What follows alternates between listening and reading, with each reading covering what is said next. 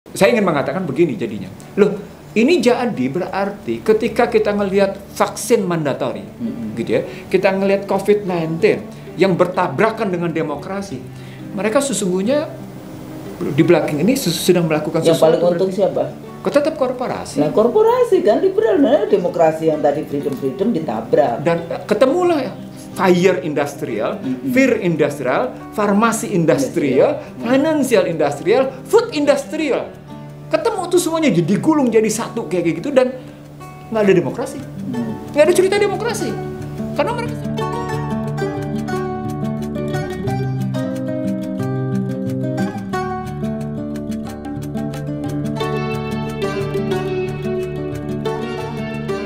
Bismillahirrahmanirrahim. Assalamualaikum warahmatullahi wabarakatuh. Waalaikumsalam warahmatullahi wabarakatuh. Alhamdulillah, pemirsa IC The Real Show, kembali lagi kami mendiskusikan tema-tema yang menarik. Mudah-mudahan video-video sebelumnya ditonton ya, biar mencerdaskan. Amin. Nah, kali ini seperti biasa diskusi saya bersama dengan Dr. Iksanuddin Nursi. Dan hari ini kita punya tamu yang sangat istimewa, teman lama, wajah lama, tapi baru pulang. Biasanya kalau telepon beliau ini ya mesti harus ditanya dulu posisi di mana, kayak gitu kan. Nah, 2 tahun terakhir ini ternyata mondok atau uzlah di Ankara di Turki, menjadi dosen di sana ya. Masya Allah. Nah, Dr. Nur Hayati Asghar, apa kabar? Baik, alhamdulillah. Alhamdulillah. Terima kasih, senang sekali. Saya biasanya cuma nonton ini. Saya bilang sangat mencerahkan. Saya bangga sama berdua ya. Beliau ini juga udah melintang di dunia internasional. Seriously, kalau nggak nonton rugi ya. Rugi, karena sangat mencerahkan. Oke. Alhamdulillah, yang penting apa yang kita sampaikan mudah-mudahan insya Allah gitu ya, insya Allah dalam rangka bermanfaat, menjadi ilmu yang nafi kayak gitu. Amin. Ya, ilmu yang bermanfaat.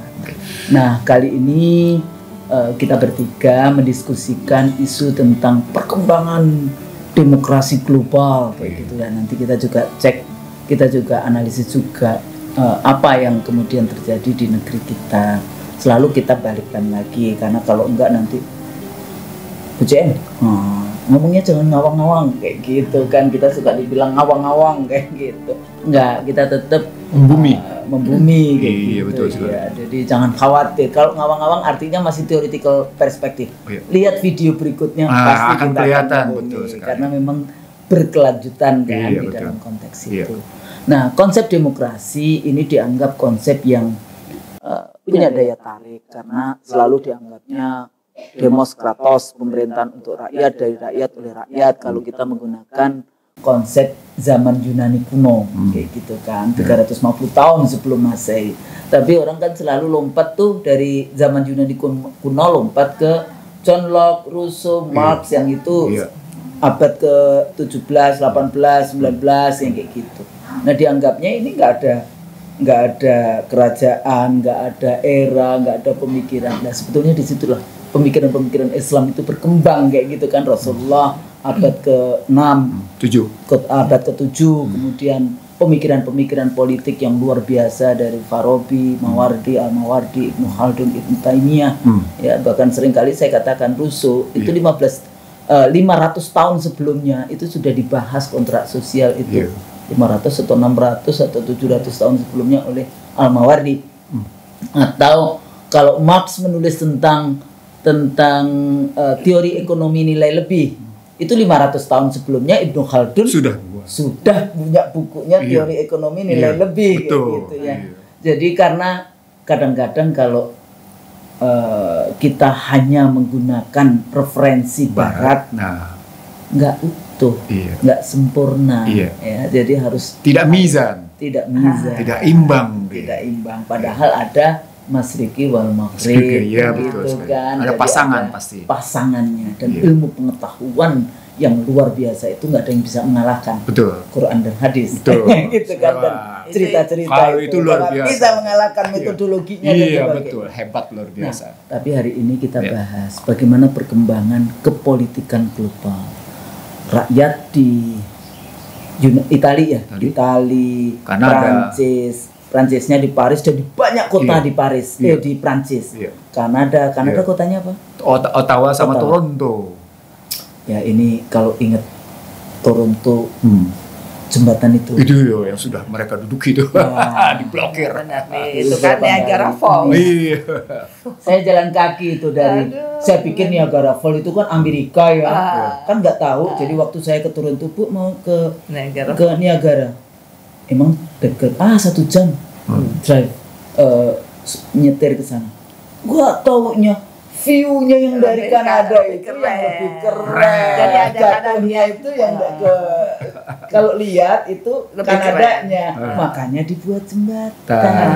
Dan sekarang diduduki.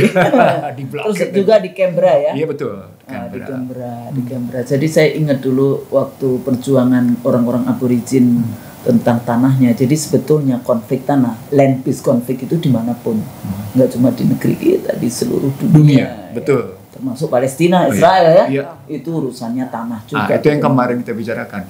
Human existence depend on the property. Property depend on the land. Dan di dalam teori-teori politik itu properti, betul.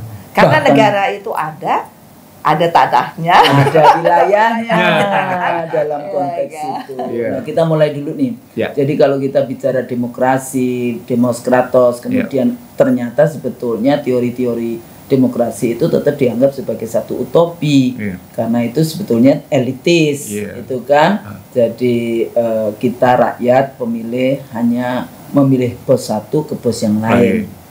Rekrutmen di partai politik dikuasainya oleh oligarki ekonomi dalam konteks itu. Apalagi sekarang dengan dan satu hal pemirsa, kita selalu kita memilih rakyat, memilih, hati-hati juga karena popular vote yang one vote one person one value. Jadi bukan one man one vote ya, Bang. One person one value, biasanya kan selalu one man one vote, perempuannya nggak ikut, tapi one vote one person one value. Itu tidak memberikan garansi bahwa orang yang baik, orang yang capable, orang yang pandai bisa menang dalam pemilu populisme itu. Nah, ini yang kemarin kita sudah bicarakan. Sudah. 14 Februari itu sebagai hari kasih sayang berbalut uang. Itu seru ya. Itu seru sekali. Karena apa? Kan tadi bilang kan populer ya, kan popularitas gitu kan, elektabilitas. Tapi sebetulnya di dalam kan partai politik selalu bilang kan, oke, ini kita cari orang yang popularitasnya tinggi, elektabilitasnya tinggi, tapi yang lebih penting isi tas. Jadi kalau yang nggak punya isi tas, jangan berharap serius. Tapi itu hati-hati. Itu agak sedikit tricky. Yang dirusak adalah akidah. Nah, enggak, maksud saya itu yang menjadi pertimbangan. Jadi mereka, bukan saya, bukan Ibu Nur Hayati Assegafnya, tapi para pemangku itu jangan sampai ketuhanan yang Maha Esa dikalahkan dengan keuangan yang Maha Kuasa. Itu urusan akidah. Betul. Makanya itu yang tadi kan bicara elitis ya. Nah, elitis ini menentukannya kan selalu salah satunya populer kan, popularitas. Ya, akhirnya survei, lembaga survei, walaupun surveinya dibikin-bikin juga. Nah, tergantung siapa yang bayar. Tadi isi tasnya kan. Tapi gimana Bang, memulai kita melihat kondisi politik demokrasi global yang kita, kalau saya selalu bicaranya utopia, tapi Bang Nursi kan bicara ilusi. Iya. Jadi baik, bismillahirrahmanirrahim. Kita nggak usah mundur kejauhan ya. Kita mulai langsung aja yang kita maju di akhir abad 20 lalu masuk lompat ke abad 21 ya. Ada dua tesa besar di akhir abad 20. Betul. The End of Ideology, Daniel Bell sama Francis Fukuyama. Jadi orang terkagum-kagum itu Daniel Bell, bukunya setebal. Iya. Jadi kalau kita bicara di akhir abad 20 itu setelah yang namanya Barat berhasil merontokkan Polandia, Cekoslowakia, tembok Berlin, tembok Jerman Timur, Jerman Barat, ditambah dengan berantakannya Uni Soviet, maka mereka menganggap ideologi sudah berakhir. Itulah Francis Fukuyama, itulah Daniel Bell. Saat itulah kemudian kita pernah membahas buku juga Huntington.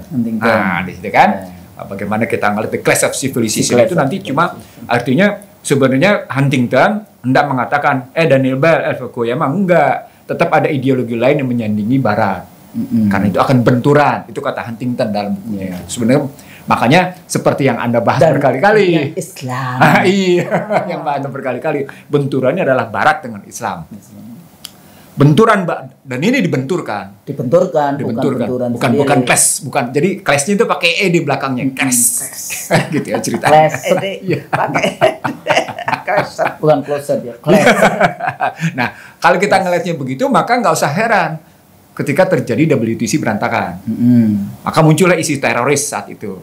Sebenarnya di situ war on terror. War on terror. Dan menariknya lagi ketika masuk ke Irak di 2003 menjadi war on Irak.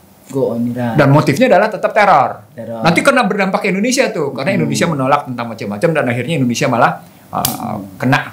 Kalau yang 9/11 itu langsung Afghanistan. Afgan. Tapi berikutnya setelah Afgan selesai yang disasar berikutnya Irak. Nah, saya ingin menyampaikan Husnul, kalau dilihat dari sini maka sesungguhnya Barat tidak mengatakan bahwa demokrasi mereka unggul. Mereka mengatakan bahwa sistem nilai mereka unggul. Bahwa model mereka selalu mengatakan itu, yang walaupun kampanyenya Islam, demokrasi. Dan menariknya Husnul, dalam beberapa kali belasan kali saya diskusi di Indonesia, gitu ya, ketemu dengan ilmuwan Indonesia, mereka setuju dengan pendapat itu bahwa Barat itu unggul, leading, gitu. Itu persoalannya cuma membaca ini Ibu Budi, ini Bapak Budi, tapi tidak membaca dengan kolbu dan hikmah. Tadi tidak, kalau selain tidak ada hikmah, mereka tidak dengan mizan istilah saya, tidak dengan wasatan istilah saya.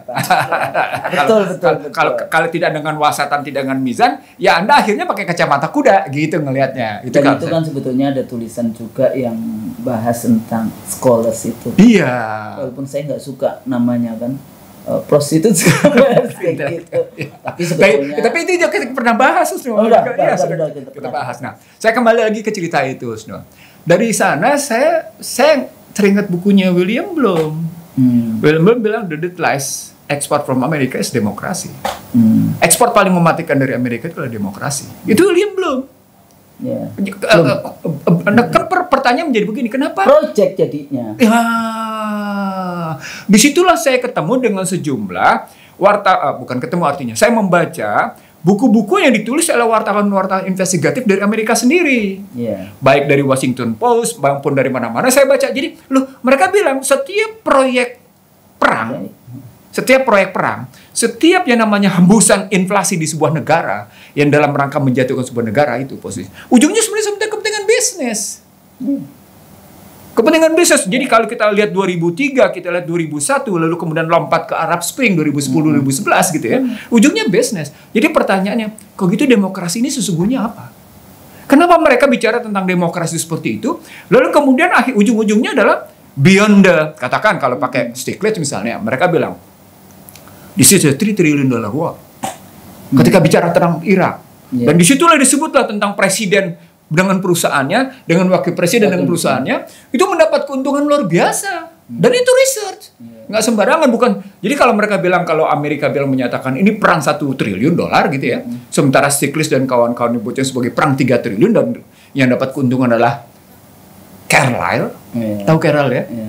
Sama ada satu lagi, siapa itu? Dick Cheney.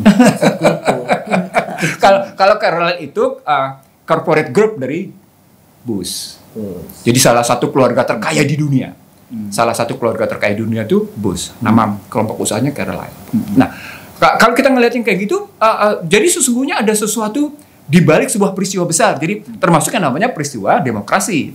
Nah, kalau kita lompat lagi dari cerita seperti itu, maka muncul pertanyaan, ketika Anda gagal di 2008 kalah dengan Cina. Lalu mereka bilang, ini muncul perang dingin di bidang ekonomi. Lalu kemudian Anda tidak pernah lagi bisa memukul Cina sampai akhirnya Anda prediksi Cina bakal jatuh dan tidak pernah jatuh. Lalu Anda pukul pada Black Monday 24 Agustus 2012 juga tidak jatuh. Pukul lagi dengan isu COVID. Kan yang ngerti dari Wuhan. Dari Wuhan kan juga tidak jatuh. Pukul lagi dengan cerita macam juga tidak jatuh. Nah, sekarang muncul pertanyaan. Cina emang demokrasi? Enggak. State corporatism, komunis. Jadi kalau komunis ya Cina, kemudian liberal itu Barat, liberal neoliberal. Yang seringkali saya katakan juga demokrasi sebagai alat atau instrumen dari liberalisme dan neoliberalisme dan kemudian Islam. Nah, saya mencatat untaian waktu dari apa yang dilakukan oleh Obama misalnya terhadap Hu Jintao, sampai dari Hu Jintao sampai ke Xi Jinping. Misalnya begini, Obama pernah menyatakan, saya muak dengan Hu Jintao. Itu kalimatnya tegas, saya muak dengan Hu Jintao. Itu dahsyat seorang pemimpin besar di dunia menyatakan sikap muaknya secara terbuka terhadap Hu Jintao. Kebayang nggak peristiwa itu kayak gitu? Artinya, sebuah kepemimpinan berbasisnya namanya demokrasi unggul itu bisa menyatakan muak terhadap sebuah kepemimpinan berbasisnya tidak demokrasi. Sekarang pertanyaan besarnya, secara akademik muncul dong pertanyaan, ini siapa yang sesungguhnya unggul? Sistem demokrasi atau sistem partai tunggal? Gitu pertanyaannya. Partai tunggal, model Cina, PKC, atau model Amerika dengan demokrasi? Ya kalau pakai teorinya siapa itu piramida kurban manusia. Oh iya, Peter L. Berger. Peter L. Berger. Di awal-awal dia selalu bicara 25 tesis tuh. 25 tesis. Tapi buku berikutnya tetap dia ngomong liberal. Iya, jadi setelah dia cerita tentang bagaimana piramida kurban manusia, dia tetap lari ke liberal, tetapi kemudian dia lupa dijawab oleh Schumacher saat itu, Small is Beautiful-nya. Iya, elitis. Itu tadi yang mengatakan kok ilusi, utopi. Iya. Mbak Nur Hayati ini kan baru pulang nih dari Turki. Iya. Kayaknya ceritanya banyak banget. Demonstrasi di Turki. Itu gimana? Gitu. Gimana? Kayak gitu maksudnya. Ikat nggak kemarin demonstrasi di Turki? Jadi gini, kalau bicara tadi kan menarik sekali ya. Kita bicara demokrasi, terus kita lihat bahwa liberal sama komunis, gitu kan. Tadi dibilang bahwa satu partai atau banyak partai, gitu kan, demokrasi. Nah, sebetulnya apakah ini yang benar-benar kita sebut tadi ya demokrasi, atau karena ini kita harus buka secara jelas supaya sekarang kan Indonesia diarahkan menuju satu partai. Apakah benar demokrasi yang begini? Bagaimana sih sebenarnya demokrasi di Cina itu? Kebetulan anak saya itu kuliah di Cina, ya di Guangzhou, dia ambil ini. Nah dia juga belajar mengenai ini kan. Apakah sistem sebetulnya ya ataukah kan sekarang kita komunisnya, apakah sosialisnya yang membuat mereka? Sebetulnya itu aturannya, sistem yang mereka bentuk. Cina ini kan bukan komunis full komunis, tetapi kan tidak sosialis, tapi kan dia pakai kapitalis juga. Tapi state capitalism. State capitalism. Tapi rakyatnya itu sama sekali memang ya tidak ada oligarki. Kan sekarang kita lihat bahwa apa yang terjadi dengan Jack Ma. Jack Ma dibangkrutkan loh. Jack Ma benar-benar habis. Nah, bagaimana dengan demokrasi? Tadi kan Bush punya segala macam gitu kan. Memang orang yang kita bahas dari awal uang ini. Nah, kita Indonesia ini kalau saya bilang lebih demokrasi daripada negara yang sangat demokrasi Amerika sendiri. Makanya saya selalu bicara misalnya dengan orang Amerika atau dengan orang Inggris ya. Saya bilang don't teach us about democracy. Karena kita ini terlalu amat sangat demokratis gitu ya. Sampai RT RW saja dipilih.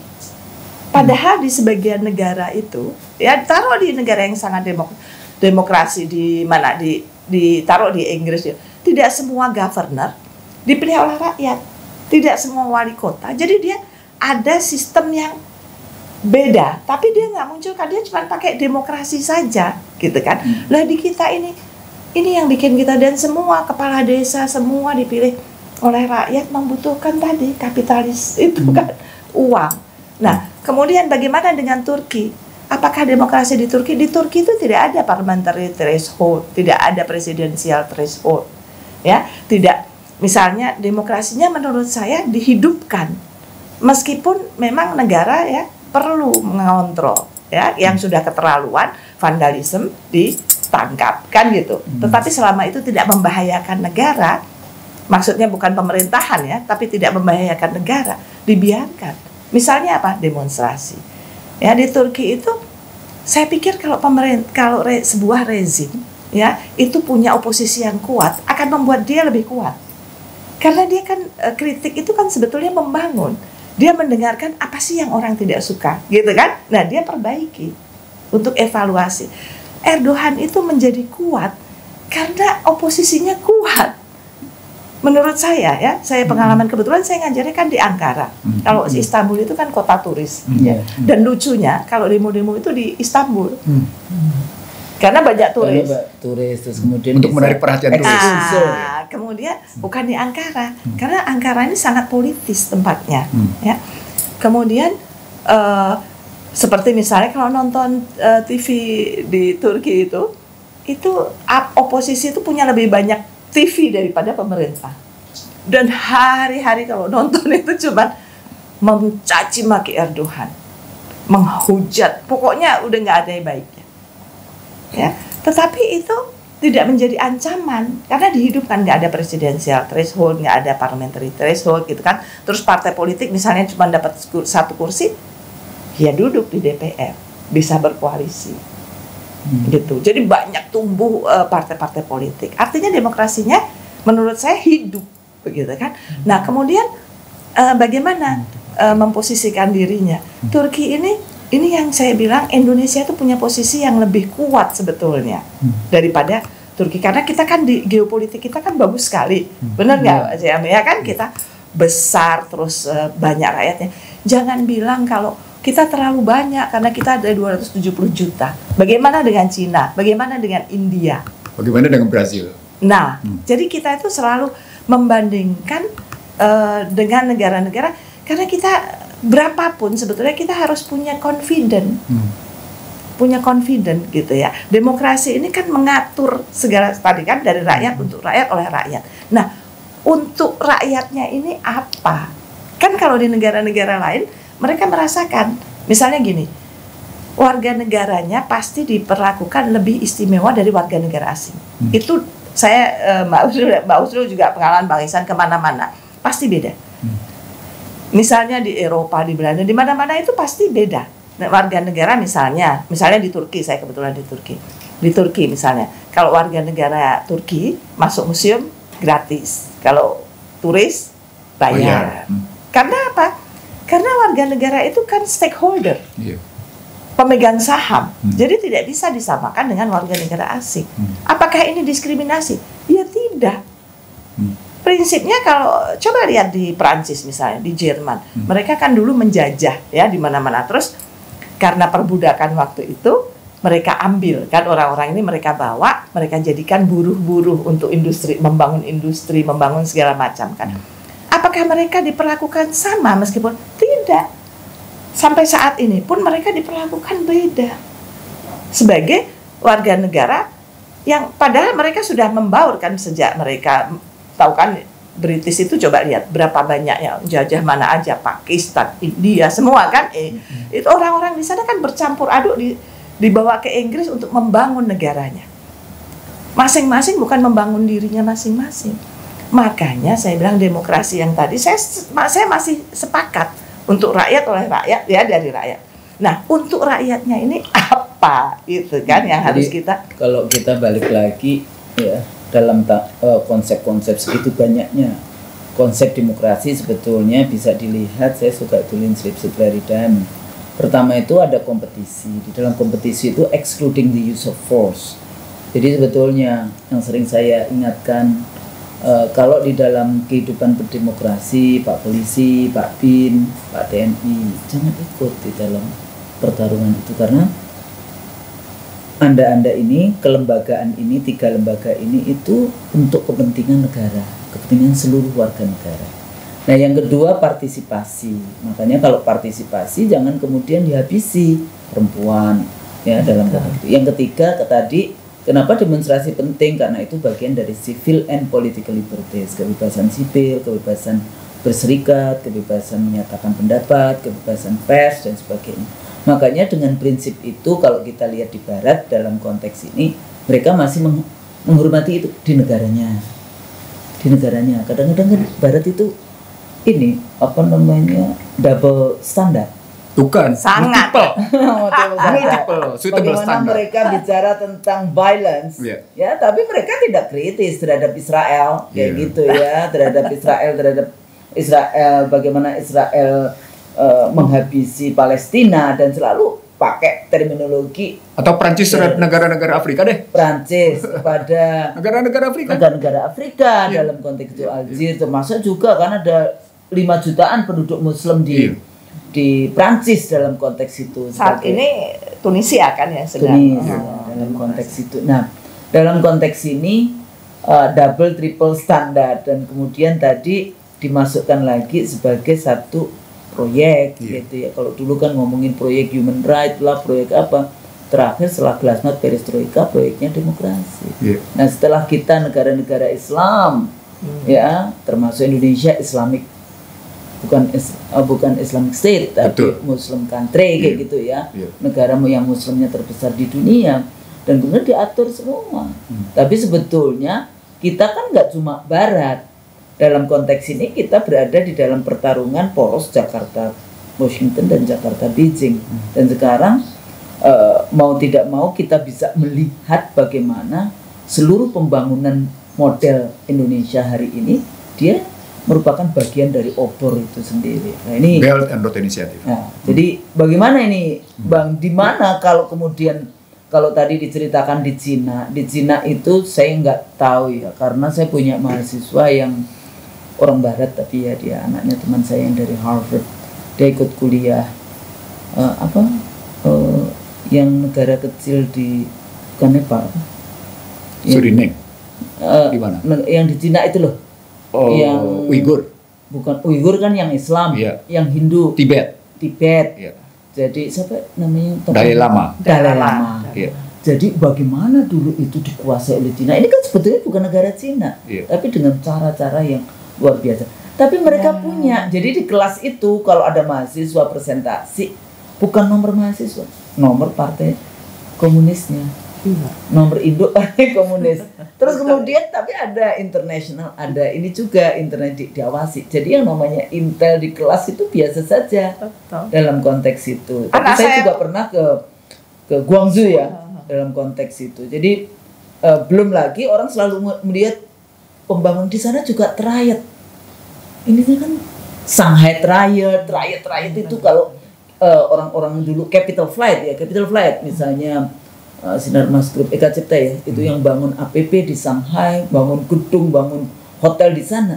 Itu duitnya padahal itu BLBI-nya 53 triliun. Kenapa saya tahu? Karena waktu itu saya melihat sendiri, saya pergi ke sana karena dia ikut tender kertas suara kayak gitu kan. Jadi kita cek semuanya kayak gitu. Nah, balik lagi. Jadi kita sebetulnya mau bangun demokrasi ala apa? Kalau para pendiri bangsa kita dulu kan sudah luar biasa. Jadi kalau tadi dikatakan kenapa Indonesia seperti ini? Karena kita punya musyawarah. Kita adalah masyarakat Muslim yang di situ ada keikhlasan, ada sabar kayak gitu kan. Kita kadang-kadang diinjek-injek masih sabar kayak gitu ya. Nah, tapi itu hati-hati juga. Jadi gini kalau tadi sudah disebut tergantung isi tas misalnya, atau sudah balik lagi ke dalam bagaimana cerita sebuah kekuatan kapitalisme itu memainkan perlawanan terhadap bentuk state kapitalisme. Di 2004 itu Juklin menulis. Juklin ini adalah penulis politik di majalah Time selama 40 tahun lebih dan mendampingi Kennedy ketika hendak masuk ke Houston, ketika masuk ke kawasan-kawasan hitam untuk kampanye Kennedy. Dan saat itu Martin Luther King baru terbunuh gitu. Keluarga Kennedy nggak bisa masuk karena ada anti terhadap kulit putih gitu. Nah, negosiasi akhirnya tetap bisa masuk. Dari sana Juklin melihat, oh ternyata demokrasi dipengaruhi oleh ujung-ujungnya tadi yang diringkaskan oleh Bono sebagai isi tas gitu ya. Lalu setelah 40 tahun Juklin menulis, oh iya demokrasi di dunia itu dipengaruhi oleh 5 hal katanya. Yang pertama adalah soal media massa. Tapi sebelum media massa dia naikin dulu. Pollster istilah dia, pembuat jajak pendapat, lembaga survei. Lembaga survei. Pollster. Lalu berikutnya dia masukin kelompok masyarakat yang lobbyist group, LSM. Jadi pollster, LSM, asosiasi lobbyist group, dan di situ disebutnya sebagai relawan. Nah, di sini disebutnya kelompok-kelompok ini yang kedua. Tapi gitu. Dulu dia belum ada Buster ya? Belum ada Buster. Tapi kelihatan di situ betapa kelompok-kelompok sebagai interest group itu sudah berpengaruh di kelompok mereka. Jadi pengaruh misalnya kalau baca buku Juklin itu tentang demokrasi Amerika sebagai basa-basi, ayal demokrasi gitu ya. Demokrasi basa-basi disebutnya. Jadi bukan lagi ilusi, tapi dia bilang basa-basi sudah. Itu dalam tulisan dia sendiri gitu. Demokrasi kapitalis. Iya.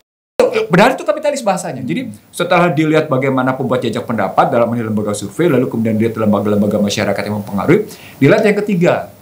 Apa itu? Yang ketiga ternyata di sini bermain lembaga pembuat iklan, advertising bureau, PR. Jadi lembaga pembuat iklan, biro, termasuk di sini orang-orang yang bisa melihat, mendesain tentang campaign strategik gitu, strategi kampanye tuh kayak strategi kampanye. Ya, atau orang-orang yang konsultan berbentuk kayak gitu. Bahkan kita import itu dari Amerika waktu pilpres. Dan itu kejadian di Indonesia berkali-kali. Kita tahu itu. Bukan berkali-kali, selalu always. Oh tuh, Jadi sekali ya. Itu yang ketiga. Yang keempat kata dia, media massa. Nggak boleh ditinggalin media massa. Media massa berdampingan dengan partai politik. Tapi makanya kemudian bisa lihat di Indonesia betapa sebuah kekuatan pasti bermain dengan media massa dengan cara-caranya tertentu. 1, 2, 3, 4 ini partai politik, media massa, kelompok pelobis, lembaga pembuat jajak pendapat. 1, 2, 3, 4 ini sebenarnya ditentukan oleh terakhir. Siapa tuh? Oligarki. Pemilik modal. Pemilik modal kalimatnya. Kalau bandar kalau pakai istilah. Tapi Juklin jelas menggunakan istilahnya sebagai pemilik modal. Jadi kalimatnya financiers gitu. Financiers. Jadi orang membiayai. Sekarang saya kalau ada calon-calon pilpres yang mau maju pilpres, pertanyaan saya pertama kan, siapa bandarnya? Nah, artinya siapa pemodalnya? Nah, kalau itu terjadi pada kajian Juklin selama 40 tahun atas demokrasi Amerika dan ditulis pada 2004, kita lompat ke dalam suasana tadi 2008 perang antara Cina dengan Amerika dalam konstruksi perang dagang. Di sana Barat sendiri melukiskan bahwa perang sesungguhnya dalam konteks demokrasi sesungguhnya adalah soal corporate capitalism seperti yang berkali-kali kita sampaikan melawan state capitalism. Jadi kelihatan tesisnya Juklin tentang para pemodal ketemu dengan sistem kapitalisme. Yang ini kapitalisme individu, corporate, private. Iya, private di sini. Yang ini state. Nah, disitulah kelihatan modal. Kalau di sini modalnya bisa menjadi modal sistem partai sederhana atau sistem multipartai, partai banyak. Di sini satu partai. Itu yang tadi kita ringkaskan. Kenapa kok partai-partai di kita sekarang kalau belajar partai, kenapa ke Cina? Karena mereka tadi ini soal bagaimana pengalaman membuat satu sudut pandang wasatan dan mizannya belum dapat. Artinya secara metodologis belum, sorry to say ya, harus saya bilang secara Partai siapa yang nggak pergi ke Cina? Benar. Mana di sana nggak jelas partainya, kenapa harus itu hanya untuk bisa berkuasa? Jadi otoriter. Saya pengen tanya sama Mbak CM-nya. Enggak, artinya maksud saya juga kita sama-sama ya. Tadi kan kita bicara tentang demokrasi, tentang tadi Pak teori-teori itu. Nah, menurut saya itu based on my own experience, my knowledge ya.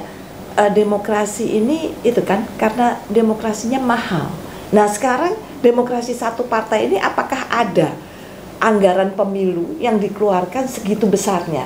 Apakah kita pernah tahu berapa anggaran, karena nggak ada pemilihan presiden kan di Cina itu kan semua satu partai yang menentukan partai. Politbiro. Iya kan? Pengangkatan. Apakah bukan karena ini? Terus kita harus lihat berapa sih kalau di sini kan anggaran pemilunya nggak masuk di akal besarnya gitu ya.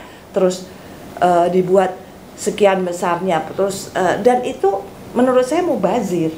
Gitu. Karena tadi kan kita bicara demokrasi bagaimana.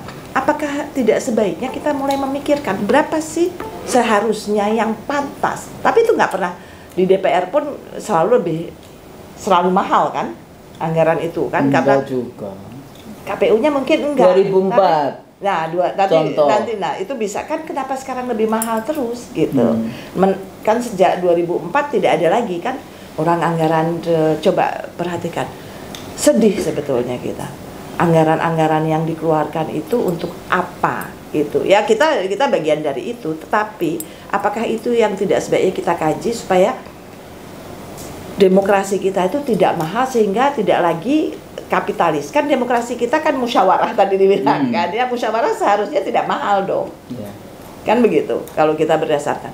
Nah, kemudian yang kedua, saya juga mau bicara bahwa sebenarnya di dunia ini sudah kita kan selalu bangga ya. Saya ingat Presiden SBY itu ketika selalu berpidato, di APEC, di G20 atau di UN itu selalu bilang bahwa Indonesia ini negara terbesar, demokrasi ketiga kan ya, terbesar ketiga dengan mayoritas penduduknya Islam. Ini yang menjadi kebanggaan, kata kunci kenapa kita, ya kan, karena mayoritas penduduknya Islam. Nah, ini kan kata kuncinya, ini semua tahu bahwa kita bangga karena demokrasi dengan mayoritas penduduknya Islam. Artinya bisa dijadikan sebuah contoh, kan begitu. Nah, kenapa kita sekarang justru mau mundur? Kan kita sudah bagus, sudah bangga, diakui dunia bahwa penduduk Indonesia terbesar Islam itu adalah di Indonesia. Tapi ini kembali lagi, dan sekarang Bang Ihsan sudah berubah sebetulnya, ya, tren di Barat sudah mulai berubah. Kenapa?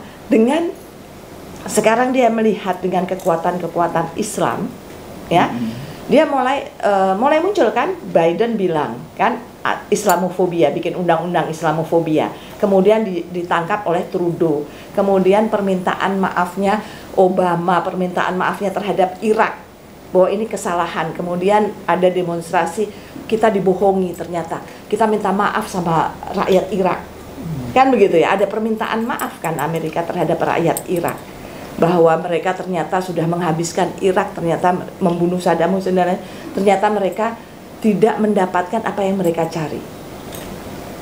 Nah, ini kan sudah mulai beredar, begitu ya. Jadi bagaimana pengakuan dosa, ya, negara-negara ini, Prancis juga kan mulai mengeluarkan pendapatnya, meminta maaf.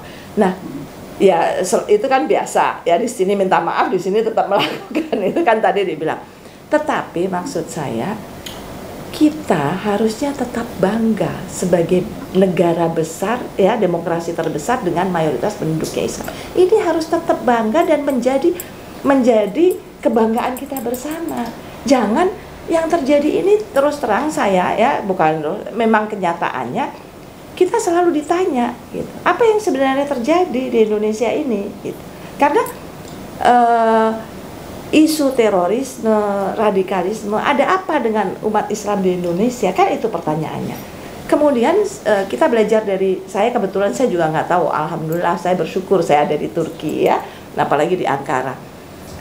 Saya belajar dari Erdogan. Saya pernah, Erdogan itu kan teroris ya, sampai mau dibunuh berapa puluh kali, sampai ada di Kizilay itu kan 15 Juli ya, di Kizilay itu percobaan kudeta Erdogan. Tetapi Presiden Erdogan ini tidak menunjukkan bahwa ini negara saya negara teroris, tidak.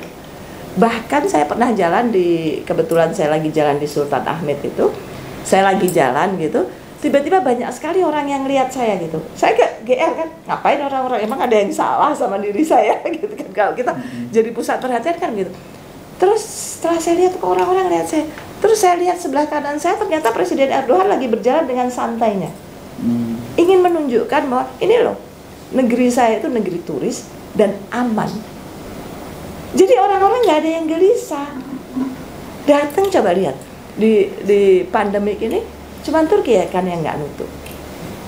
Karena apa? Dia memikirkan warga negaranya, bagaimana rakyat saya tetap mendapatkan, ekonominya tetap berjalan, gitu ya, tetap berjalan meskipun pandemi, tapi apa? Dijaga. Artinya PCR gratis, ya kan, orang-orang yang PCR itu buat warga negaranya gratis di rumah sakit umum, bahkan buat saya yang ngajar itu juga gratis, kecuali untuk traveling, karena traveling dianggap orang punya uang kan, jadi ini pantas gitu. Nah, ini yang sebetulnya kita harus banyak belajar, bukan karena Turki, jangan ya, saya paling sedih itu gini, ini negara Islam gitu ya, kemudian kita nggak perlu belajar takut kalau radikal. Tidak, yang bagus kan kita nggak keberatan, anak saya kirim ke Cina untuk belajar di Cina, Dan anak saya cerita bahwa meskipun dia itu belajar international business ya, tapi dia harus mempelajari, ngambil mata pelajaran yang namanya komunisme. Ya, partai tunggal dan lain sebagainya, itu wajib hukumnya. Kalau dia nggak ngambil itu, dia nggak bisa lulus. Nah, seperti misalnya tadi saya bilang lagi, Jerman ya, masa Jerman yang tadinya kan tembok Berlin di ini kan yang tadinya Jerman Barat, Jerman Timur bisa bersatu, meskipun Soviet hancur, tapi masa Indonesia yang begini indahnya mau dipisah-pisahkan? Ini kan maksud saya tidak pemikirannya itu kemana? Kalau saya juga baru ketika saya ngajar di Turki, saya selalu, karena international relation ya, saya ngajar geopolitik, terus saya selalu meminta murid saya untuk bicara tentang ASEAN, tentang Indonesia. Nah, memang tadi ya referensi-referensi, coba deh baca, kita kan udah bolak-balik tuh baca yang tadi Bang Ihsan. Coba baca sekali lagi Clash of Civilization. Di situ itu data yang diberikan ini nggak benar oleh Huntington. Coba baca ketika dia bicara tentang pendirian NU Muhammadiyah, dan itu kita nggak ada yang kemudian membenarkan, mengkoreksi. Iya. Jadi kita biarkan orang bicara tentang Indonesia secara salah. Iya. Dan banyak sekali yang maksud saya itu, coba termasuk mereka yang menyebut diri sebagai Indonesianis. Indonesianis kan dia nggak ini, jadi balik lagi itu isu apakah kita bertakwa atau beriman dan sebagainya. Jadi balik lagi, sebetulnya kalau Turki emang dia dalam konstitusinya masih sekuler, jadi itu belum diperbaiki sampai hari ini, karena itu Kemal Atatürk kan, jadi sekuler itu masih ada di dalam konstitusinya Turki dan belum diperbaiki. Jadi sebetulnya kalau kita bicara, oh itu negara Islam, enggak, justru Erdogan, manggilnya Erdogan ya sebetulnya. Itu masuk, dia membawa value Islam kembali, kayak gitu ya, eksistensi sebagai orang Islam. Tadi model mizan, model wasatan. Model itu. Jadi dia imbangi antara sekuler dan keislaman. Ya. Jadi sebetulnya sebagai model yang gitu ya, dengan AKP-nya. Nah, kalau balik lagi di Indonesia, ya, jadi model demokrasi sebetulnya ya para pendiri bangsa kita itu sudah luar biasa, yang namanya cerdas dunia akhirat gitu ya. Membahas tentang Pancasila aja, value-nya demokrasi yang harus kita bangun ya demokrasi Pancasila. Jadi bukan demokrasi sosialis, bukan demokrasi liberal, bukan demokrasi neoliberal. Karena sebenarnya teori awalnya demokrasi itu kompatibelnya dengan liberalisme. Jadi sebetulnya demokrasi nggak kompatibel dengan komunisme, nggak kompatibel dengan ini, karena dia menjadi alat. Jadi kalau kita balik lagi bahwa demokrasi sebetulnya secara teoritik maupun secara prakteknya sebagai satu instrumen dari ideologi liberalisme, neoliberalisme ya, di dalam instrumen liberalisme, instrumen materialisme. Materialisme, liberalisme, dan sama juga kan pembangunan yang dibangun dengan ala World Bank, IMF dan sebagainya, materialisme. Jadi ideologi di atasnya adalah liberalisme, kayak gitu. Liberalisme, materialisme, individualisme, karena ini berangkat dari Barat. Kalau yang dari Cina, komunisme, sosialisme dan komunisme state, korporasi gitu. Jadi kalau tadi ada apa namanya, seorang pengusaha besar, ada beberapa yang kemudian lari juga kan, lari ke Inggris, dan ada statementnya, ada videonya, dalam konteks itu orang terkaya juga, tapi kemudian kaya sedikit, Anda pasti akan dikepuk di dalam konteks itu. Nggak bolehnya ingin negara sih istilah kita. Kita kembali lagi, sebetulnya di pertanyaan awal kita, pernyataan kita yang di awal bahwa demokrasi adalah ilusi. Nah, tapi pada saat yang sama, apakah kemudian kita nggak bisa? Boleh, ini kan perkembangan ilmu. Anda bisa membangun demokrasi ala Indonesia. Betul. Gitu loh. Apa? Balik lagi ke Pancasila. Jangan di Pancasila, jangan dibuat jargon-jargon saja. Saya Pancasila, nggak taunya rakyatnya digusur. Ya, dialog nggak ada, langsung datang yang namanya tentara dan polisi, itu nggak demokratis. Dialog. Messi. Lah ini kalau kita merumuskan model demokrasi ala Indonesia, gimana itu gitu ya? Dulu waktu jadi wali kota katanya dialognya dengan UMKM ya. sampai berkali-kali. Sampai katanya. berkali-kali. Wah, tapi sekarang untuk urusan begitu nggak ada dialog ya. Oke. IKN. Lupain aja. Alhamdulillah, terima kasih yang nonton IKN, luar biasa yang tema IKN-nya. Terima kasih. Okay. Tapi alhamdulillah, mudah-mudahan itu bukan menjadi fitnah buat kita. Kita hanya menyampaikan pandangan-pandangan. Insya Allah ini. Sekarang kita terusin lagi soal demokrasi. Kenapa sampai saya lompat ke cerita 2015 Black Monday itu dan kemudian masuk ke dalam suasana vaksin COVID gitu ya? Betul. COVID. Karena ternyata setelah yang namanya mereka tuding Wuhan sebagai sumber COVID-19, justru di situ Barat menjadi tidak konsisten. Dia yang untung juga kan? Negara dipaksa, warga dipaksa untuk tunduk pada satu aturan-aturan yang sesungguhnya memberangus freedom, membangun kebebasan gitu ya. Undang-undang kesehatan habis. Dan itu termasuk yang namanya deklarasi hak asasi manusia tentang kesehatan, itu pun ditabrak di situ gitu. Nuremberg dokumen gitu ya. Nah, sekarang saya ingin mengatakan begini jadinya. Oke, kalau mereka nabrak sendiri demokrasi dan sekarang peristiwa Kanada mendunia yang disebutkan konvoi truk itu sampai akhirnya Justin Trudeau dibuktikan bagian dari World Economic Forum dengan istilah yang global leaders. Sadis kan istilahnya? Saya bilang sadis. Loh, sampai akhirnya dibuktikan tentang kabinetnya Trudeau itu adalah bagaimana ditentukan oleh Klaus Schwab. Kan dahsyat itu. Betapa yang namanya World Economic Forum itu udah bayangin itu sampai kayak gitu. Loh, saya jadi berpikir begini. Loh, memang ekonomi kabinet ekonomi kita bukan. Pertanyaan menarik. Pertanyaan menarik. Nah, kalau Bang Muslim, kabinetnya Trudeau. Halo, di depan mata kita juga. Oke, lanjut. Saya sih bisa ngebuktiin. Gampang itu. Saya bisa bongkar dari namanya loan agreement. Saya pernah ngebuktiin di sebuah TV swasta, sebuah loan agreement yang ternyata mempengaruhi struktur kabinet gitu. Terutama ekonominya. Terutama ekonominya. Tapi lupakan dulu. Ketika kita ngelihat yang namanya konvoi truk dan itu kemudian membahana ke seluruh kawasan termasuk yang namanya ke jembatan di Paris itu gitu ya, Camp Ellis Bridge itu ya, itu kan luar biasa, Canberra sampai kayak gitu luar biasa demonya. Poinnya satu, mereka menolak mandatory vaksin. Bahkan di Swedia mereka menolak yang namanya penggunaan masker. Di Italia masyarakat itu bisa memboikot semua yang namanya restoran supaya mereka tidak pergi ke restoran karena restoran memaksa tentang vaksin dan pakai masker. Sampai akhirnya boikot itu membuat perusahaan restoran di sana mati. Silakan aja kalau mau seperti itu. Siapa kayak kita bahkan kita di restoran yang cepat saji aja harus check in loh, itu datanya ke Singapura loh ya. Yang di Italia akibatnya restoran-restoran itu ngalah dan akhirnya mereka membebaskan. Karena boykot itu luar biasa. Kuat-kuatan kan? Kuat-kuatan di situ. Konsumen? Atau Anda yang butuh? Nah mereka bilang, ini kalau mandatory vaksin, kalau yang namanya masker, terus, ini pada hakikatnya mereka sendiri yang ngomong. Ini manipulasi demokrasi katanya. Ini berarti tidak ada demokrasi. Ini membahana kemana-mana. Hanya terus terang kalau buat saya pemberitaan di Indonesia sangat kecil soal itu. Tapi kalau saya ngikutin di luar biasa demo mereka tentang yang namanya apa yang mereka sebut sebagai demokrasi. Yang tadi berbasisnya liberal. Tapi ternyata mereka bisa bangun kerjasama sosial yang akhirnya truknya itu bisa panjang 70 km. Dan itu terjadi juga konvoi besar-besaran di Jerman, konvoi besar-besaran di Prancis. Sampai akhirnya Washington menyatakan kepada Justin Trudeau, "Hey Justin Trudeau, gunakan hak pemerintah federal," katanya. Itu kan dahsyat itu. Washington menyarankan ke Trudeau agar yang namanya Trudeau menggunakan hak federal. Itu dahsyat loh. Padahal luar kalau biasa. Isu polisi itu isu negara bagian. Atau provinsi. Provinsi. Ini bukan isu nasional. Luar biasa. Termasuk yang namanya yang saya lupa.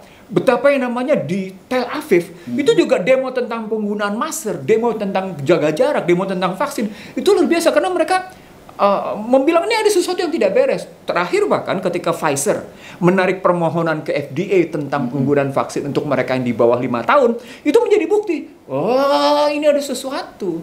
Kok gitu sekarang laboratorium. Siapa yang untung? Ya tetap korporasi, farmasi. Untung berapa? 2.800 triliun. Angkanya di Indonesia aja per hari berapa? 1 triliun. Siapa namanya? Siapa itu? Bill Gates. Iya. Nanti saya bahkan memviralkan tadi struktur satu keluarga gitu ya. Kalau nggak salah Snow juga dapat sekali gitu ya. Relasi Rothschild itu kemana, Rockefeller itu kemana, itu saya hubungin kayak gitu. Dan itu bukan dari saya, mereka yang. Saya ingin mengatakan begini jadinya. Loh, ini jadi berarti ketika kita ngelihat vaksin mandatori, gitu ya, kita ngelihat COVID-19 yang bertabrakan dengan demokrasi, mereka sesungguhnya di belakang ini sedang melakukan yang sesuatu. Yang paling untung siapa? Tetap korporasi. Nah, korporasi kan liberal, nah, demokrasi yang tadi freedom ditabrak. Dan ketemulah fire industrial, fear industrial, farmasi industrial, financial industrial, food industrial. Ketemu tuh semuanya jadi digulung jadi satu kayak gitu, dan nggak ada demokrasi, nggak ada cerita demokrasi. Karena mereka sedang, dan itulah kemudian menimbulkan protes di negara-negara yang saya bilang tadi, negara-negara yang boleh masuk dalam yang industrial sudah. Dengan baik, yang mereka juga menurut saya memiliki kekuatan yang seimbang. Nah kalau kita terus sami'na wa ata'na, halo ke Quran hadis lu nggak sami'na wa ata'na. Giliran ke materialisme, ke yang kayak gini sami'na wa ata'na. Nah, itu yang saya bilang inna sholati wa nusuki wa mahyaya bermasalah jadi. Nah, sekarang kalau kita terjemahkan ke Indonesia seperti yang Husnul bilang tadi, bagaimana kita ngeliat Indonesia dengan model kayak gitu ya. Demokrasi mana yang kita pilih? Nah, saya ambil dulu indikasi yang dibangun oleh Economic Intelligence Unit. Economic Intelligence Unit itu mengklasifikasi, membuat indeks demokrasi berdasarkan 5 ukuran. Kita jatuh sekarang. Iya jatuh, dari indeksnya jatuh. Bahkan di bawah Timor Leste. Di bawah Filipina, di bawah Timor Leste, di bawah Malaysia, gitu ya. Begitu juga kita melihat bangunan yang dibikin oleh BPS atau yang dibikin kemarin oleh pernyataan BRIN, bahwa di bawah Joko Widodo indeks demokrasi kita turun, gitu ya. Oke lah kita pakai itu indikator. Tapi ketika kita lihat indikator-indikatornya ada kesamaan. Apa itu kesamaannya? Ada soal kebebasan sipil. Nah, menarik kan? Ada problematik kebebasan sipil. Ada soal partisipasi politik, ada persoalan budaya politik, ada persoalan fungsi pemerintahan. Kalau pakai teori ke atasnya lagi, mestinya ada fungsi pada judiciary, pada yang namanya pada pengadilan. Dan penegak hukum Artinya penegak hukum itu dalam kerangka demokrasi tidak boleh menunjukkan sebuah keberpihakan. Dia menunjukkan ada tegaknya hukum. Jadi tidak cuma pasal-pasal saja, pasal-pasal yang jadi progresif di dalam konteks itu. Maka strukturnya menjadi konstitusi, hukum dan demokrasi. Nah, kenapa? Karena memang demokrasi bagaimanapun harus tunduk pada hukum yang berpihak kepada keadilan untuk mencapai tujuan kehidupan bernegara, berbangsa dan bermasyarakat. Tujuan kalau kambil kayak gitu. Kalau kita terjemahkan ke Indonesia, maka pertanyaan berikutnya, loh, bisa dipahami dong kalau Carter menyatakan in majority Muslim country demokrasi has win. Padahal di depan saya ngomongnya demokrasi and Islam is compatible. Jadi kalimatnya bisa berganti-ganti, Mbak Yu. Tergantung sama siapa ngomongnya. Jadi dari sini itulah yang saya sebut sebagai kenapa demokrasi itu ilusi.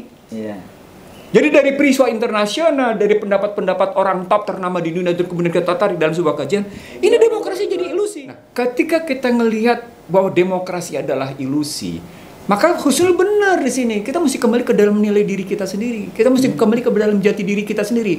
Nah, saya ingat perdebatan ketika saya di panggung kekuasaan.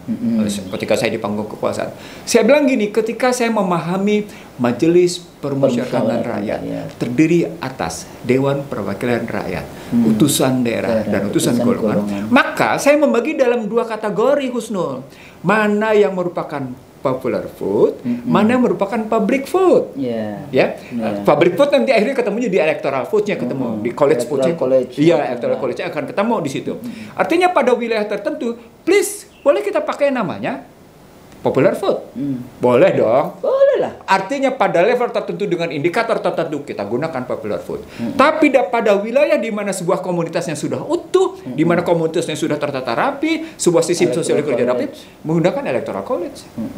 Perwakilan silakan dipadu, dan kemudian ujung dari 2 model ini ditarik dalam sebuah model majelis yang isinya adalah musyawarah mufakat. Begitu strukturnya, Husnul. Dan itu kan masih dipakai di negara-negara yang mengatakan dia paling demokrasi. Iya. Kan di Amerika aja juga begitu. Iya kok. Electoral college. Nah, itu ya. Dan tadi katanya yang itu di Amerika itu wali kota misalnya, itu juga bukan popular vote. Dewan Kota. Dewan Kota, iya. Namanya konsel. Iya, City Council. Municipality. Iya, betul. Dan lagi mereka itu tidak dilengkapi dengan wali kota gitu-gitu, tidak dilengkapi dengan patwal, dengan ini. Saya ngerti nggak? Tidak ada apa namanya luxury. Iya. Luxury itu tidak ada. Power luxurious. Nah, itu menurut saya luxury. Saya pernah kemewahan kekuasaan. berkunjung ke apa namanya wali kota di waktu itu di Belgia, ya, di Brussels itu Eindhoven. Itu dia datang ya, bawa bunga, bawa makanan ke tempatnya bareng kita jalan kaki. Terus bawa ini, terus kita ngobrol gitu ya, terus pulang ya sendirian. Ada yang naik sepeda bawa bunga sendiri. Jadi apa namanya, kalau di Australia juga enggak, itu gaya Amerika sih sebetulnya dengan bodyguard. Nah, kalau misalnya itu yang saya bilang mahal. Feodal. Mahal kan, mahal. Tapi itu Amerika sebenarnya. Oh iya, Amerika bikin sistem presiden. Believe it or not. Ini kajian saya sendiri. Yeah. Jadi kalau saya perhatikan sebenarnya Amerika itu kan dia lari dari Inggris, ya, Great Britain, lari ke Amerika. Dia kan nggak suka dengan kerajaan, tapi dia mau bikin kerajaan sendiri. Iya. Tapi rajanya namanya presiden. Nah, kayak gitu, itu juga menarik. Jadi balik lagi Bang, ilusi. Memang akhirnya kita harus cerdas. Iya, betul. Jadi yang saya selalu katakan, siapa yang harus cerdas? Bangsa ini. Rakyat Indonesia, para pemimpin, ya, betul. Rakyat. Jadi demokrasi itu bukan hanya soal partisipasi, Husnul, bukan hanya soal kompetisi, tapi juga soal kompetensi. Jadi lengkapnya begitu, kompetensi, gitu kan. Soalnya tadi gini, kalau kita percaya dengan agama kita, yang namanya harta benda aja nggak boleh diserahkan kepada orang bodoh. Betul. Apalagi kekuasaan. Betul. Jadi itu harus tanya dulu ke kita, mampu nggak mau jadi presiden, mampu nggak jadi ini. Nah kalau udah nggak punya track record, nggak paham dengan politik nasional, hegemoni politik nasional, hegemoni politik, akhirnya jadi boneka. Iya. Apalagi berhadapan dengan Bedole. Jadi gitu, padahal demokrasi itu kan memilih leaders. Iya. Ya, leaders itu nggak akan kan terpilih dengan model kayak gitu. Nah, leadershipnya itu yang kan kalau tadi bicara leadership itu kan luar biasa. Seperti zaman Rasulullah SAW itu kan sampai saat ini leadershipnya yang dipegang, ya kan, bukan misalnya orang lain pun, bukan orang Islam pun melihat tokoh Rasulullah SAW ini luar biasa. Jadi untuk memilihkan demokrasi ini, untuk memilih leaders, makanya kita harus hati-hati, harus cerdas. Karena leadership ini yang menentukan bangsa ini. Hidup kita 5 tahun akan seperti 10 tahun bahkan sekarang. Kita bicara bagimu negeri. Ya kan, bagimu negeri. Kita kan jiwa raga kami. Tapi sekarang coba lihat, negerinya siapa? Kita beri bagimu negeri ini sekarang ini kan Indonesia tercinta. Banyak kasus yang luar biasa. Dan ini penyebabnya adalah demokrasi tadi kan. Iya. Jadi balik ke sebagai penutup dari demokrasi sebagai ilusi. Tadi disambut oleh Bu Nur bagus sekali soal ujungnya kepemimpinan gitu ya. Jadi prosesnya memang demokrasi Husnul. Tapi demokrasi yang tadi. Jadi kita tidak ngambil bertuhan. Bukan, sebentar di situ dulu. Sebentar. Kita tidak boleh juga pakai kacamata kuda tentang demokrasi kuat, demokrasi lemah, demokrasi hibrida, tidak ada demokrasi, terus autokrasi nggak boleh juga. Kita ambil begini. Kita lupakan aja itu loh. Kita lupakan aja itu. Kita ambil aja sekarang bahwa sesungguhnya proses demokrasi outputnya adalah kepemimpinan. Nah, ketika proses demokrasi adalah outputnya adalah kepemimpinan, maka saya bisa mengerti kenapa bukunya Michael Hart, 100 tokoh ternama di dunia. Nomor satunya Rasulullah. Nomor 1 dunia. Itu kan indikatornya kepemimpinan. Iya. Perdebatan dari Ahmad Didat pada 15 Juli tahun perdebatan di Washington, 15 Juli tahun 74, yang mengajukan pertanyaannya majalah Time, siapa pemimpin besar paling berpengaruh di dunia, dibukukan oleh Michael Hart. Tadi jadi dicatat oleh Ahmad Didat dalam The Choice, dalam perdebatan 15 Juli tahun 74, dibukukan oleh yang namanya Michael Hart pada tahun 82, dicetak ulang pada 2012 tentang indikator kepemimpinan. Ada 3 katanya. Yang pertama, melindungi pengikutnya. segenap tumpah darah bangsa Indonesia. Itu indikator pertama. Yang kedua, mencerdaskan dan menyejahterakan. Itu indikator kedua. Indikator ketiga, itu lahiriah batiniah. Batiniah. Mencerdaskan, mensejahterakan itu lahiriah dan batiniah. Yang ketiga yang paling menarik, dan ini agak sulit, membangun keyakinan kepada para pengikut. Dalam bahasa politik, membangun keyakinan kepada yang namanya rakyat bahwa perjalanan ke depan adalah benar. Jadi ada keyakinannya dibangun oleh seorang pemimpin gitu ya terhadap pengikutnya bahwa yang dikerjakan itu benar gitu loh. Jadi dibangun itu. Nah, sekarang indikatornya apa? Oh, di situ menarik. Demokrasi itu ilusi lagi. Ilusi lagi. Seru dong. Kalau tadi kita bicara masalah kepemimpinan Rasulullah, coba kita lihat siapa yang pertama kali mewujudkan atau mencetuskan konstitusi yang tadi yang berdasarkan konstitusi. Itu kan perjanjian Hudaybiyah. Bagaimana Rasulullah SAW itu menampungkan semua orang-orang yang pluralisme ini kan, orang Yahudi, Nasrani, semua bisa. Jadi itu bukan yang Hudaybiyah itu perjanjian saat Rasulullah mau umroh, terus kemudian 2 tahun nggak ada perang, betul. Perang, tapi terus diseruang. Itu Hudaybiyah. Tapi kalau yang itu perjanjian Madinah. Oh iya betul. Iya, yang konstitusi itu perjanjian yang dengan Yahudi. Betul, dengan Yahudi. Yang Hudaybiyah itu dilanggar sama Yahudi sendiri. Dilanggar, enggak, Quraisy kan itu. Iya, Quraisy. Itu dengan Quraisy di Mekah. Dilanggar, akhirnya Rasulullah nggak perang, jadi Rasulullah bisa lebih dakwahnya lebih meluaskan dakwah. Itu yang disebutnya inward looking lebih hebat. Gitu. Konsolidasi bahasa kita sekarang konsolidasi ke dalam. Oke, sekarang kita dibilang saya sebetulnya sedih sekali ya ketika saya tahu bahwa dibilang Islam di Indonesia ini terpecah belah. Siapa yang terpecah belah? Kan nggak ada yang pecah belah sebetulnya. Karena apa? Menurut saya, karena dijauhkan, umat Islam dijauhkan dari guru-gurunya, dari ulama-ulamanya, dari para habaib. Ini yang kemudian mudah-mudahan lah. Tapi saya yakin kok. Tapi yang tadi Bang Nursi menarik ya. Jadi in all relationship, trust is fundamental. Betul. Ya, trust ini. Jadi ada menarik. Saya masih ingat tadi pagi sebetulnya saya itu teleponan sama Neno Warisman, saya bilang karena dia kan penyanyi, jadi saya bilang saya dulu pernah zaman akhir 80-an itu baca CD, membeli CD-nya Billy Joel, The Bridge, dan favorit lagunya adalah A Matter of Trust. Cuma itu kan memang namanya juga anak muda kayak gitu ya. Cuma ini menarik dibawa ke politik, bagaimana ada Perdana Menteri yang disebut hipokrit dan liar, kayak gitu kan. Terus ada atau Justin Trudeau yang tadi dituding oleh Barat sebagai kaki tangannya Klaus Schwab atau World Economic Forum. Itu dahsyat, luar biasa. Terus ada lagi juga pemimpin yang disebut a horrible person. Terus ada lagi a reputation for lying. Terus dulu kan ada Bush juga ditulis kan buku yang khusus The Big Liar. Itu bahayanya. Itu pemimpin dunia yang katanya demokratis loh ya. Itu bahayanya ketika kita memimpin dan kita tidak sadar bahwa yang kita lakukan ini kita menulis sejarah. Yang kita tulis ini kan sejarah. Dan itu yang akan diingat. Jadi ketika kita memimpin, ya kita berbuat yang terbaik.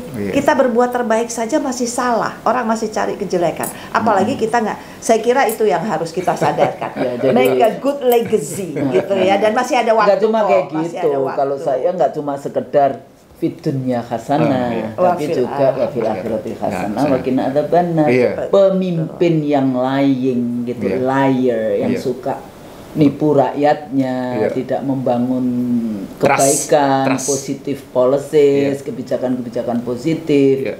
Ya, gimana kadang-kadang rakyat disuruh percaya untuk harus vaksin, untuk harus ini, tapi ternyata para menterinya nggak vaksin. Gimana? Malah bisnis VCA. Lah, semuanya itu value-value itu sebetulnya sudah diajarkan oleh para pemimpin di Republik ini, para pendiri-pendiri bangsa kita, ya para ulama yang luar biasa kan dalam merumuskan Pancasila. Makanya dalam IC The Real Show kita selalu bawa nih Bang dan Bu Nur hayati. Kenapa? Kita kembalikan lagi. Kita punya value yang luar biasa. Luar biasa. Dan itu value itu, maaf saya ini kan, value itu menurut saya ya, kalau saya sebut, boleh saya sebut etika itu. Ya kan, etika itu kan terdiri, value itu kan etika itu tadi. Etika di mana-mana. Itu kan lebih tinggi daripada undang-undang. Menurut saya benar nggak ya? Sebetulnya yang paling tinggi itu moral ya, agama. Etika itu masuk di filsafat karena dia bicara tentang logik, tentang yang kayak gitu. Baru di bawahnya lagi etika publik. Jadi nanti yang ada di dalam konteks itu. Nah, kembali lagi kalau kita semuanya misalnya policy yang positif, bagaimana yang namanya approach ke rakyat, janganlah kemudian dengan kekerasan, senjata lengkap yang kayak gitu. Padahal kan kita punya value itu diukur. Ini beradab nggak sih? Bukannya saya jadi terpikir begini ketika pertanyaan beradab, ketika keamanan menggunakan persenjataan yang dibiayai oleh rakyat untuk ngebukin rakyat.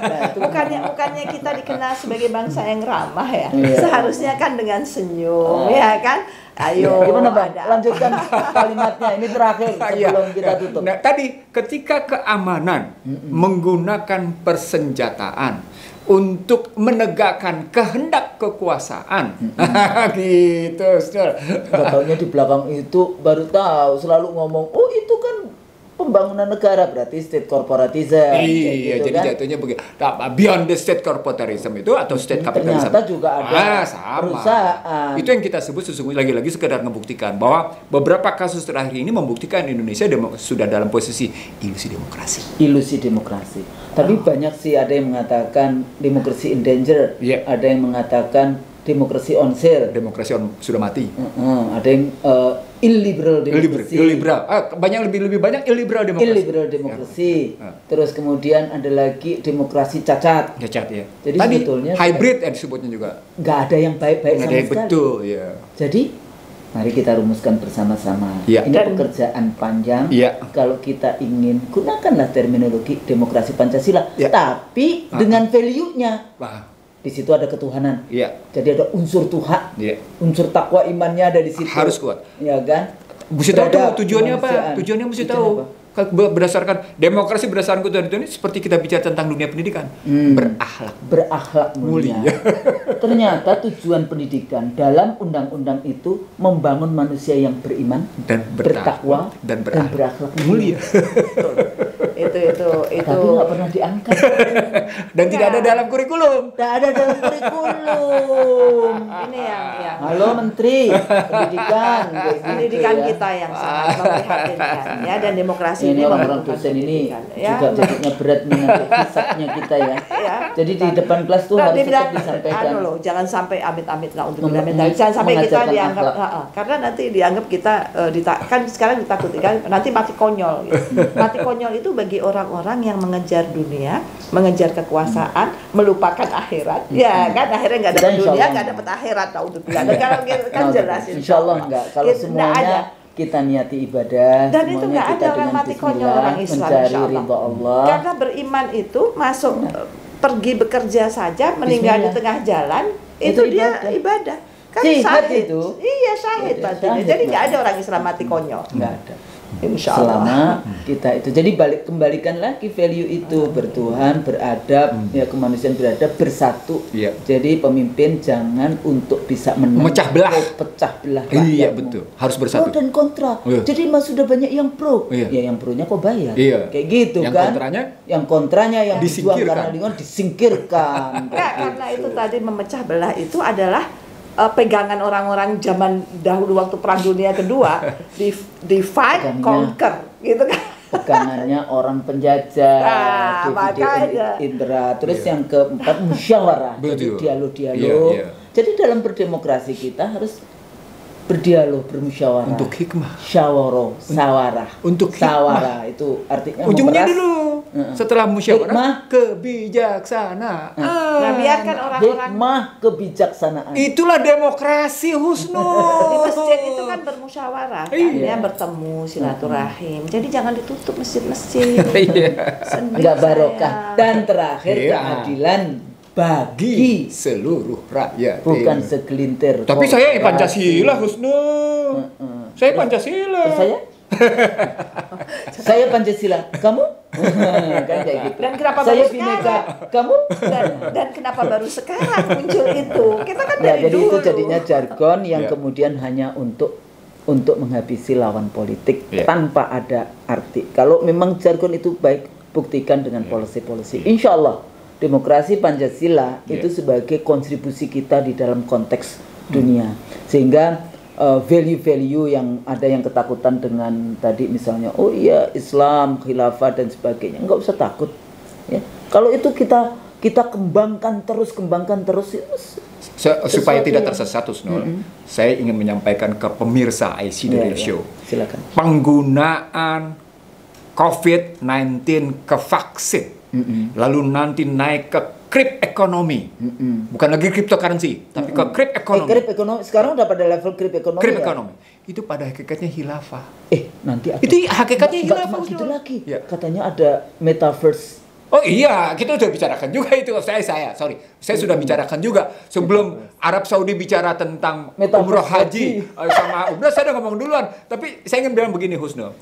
Ketika demokrasi lagi sampai pada posisi kayak gini, maka jelas demokrasi adalah tata cara pengambilan keputusan dalam kehidupan bermasyarakat, berbangsa dan bernegara untuk memperoleh kepemimpinan yang punya kompetensi dan akuntabilitas gitu. Jadi yang itu yang kita ikuti, Iya. bukan sembarang orang, Iya. bukan siapapun, Leadership, bukan itu. Jadi ada di situ rekrutmen yang Iya. benar-benar untuk memimpin bangsa ini. Ya, di situ tadi ujungnya, Husnul, kita dapat per definisi, per pemahaman gitu, bahwa demokrasi adalah proses pengambilan keputusan dalam Musyawarah kehidupan berbangsa, dan bermasyarakat dan bernegara untuk memperoleh kepemimpinan yang punya kompetensi dan punya akuntabilitas tinggi.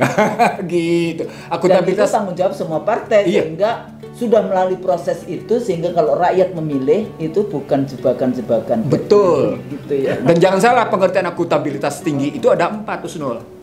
Yang pertama, dia pegang amanah. Amanah. Dia pegang Cerdas. amanah. Nah, berikutnya, dia harus sitkoh, dia harus kukuh, teguh pada kebenaran. Wah, itu harus Jadi jelas. bukan membenar-benarkan. Iya, bukan membangun pembenaran, Iya. tapi kebenaran. Iya, itu yang.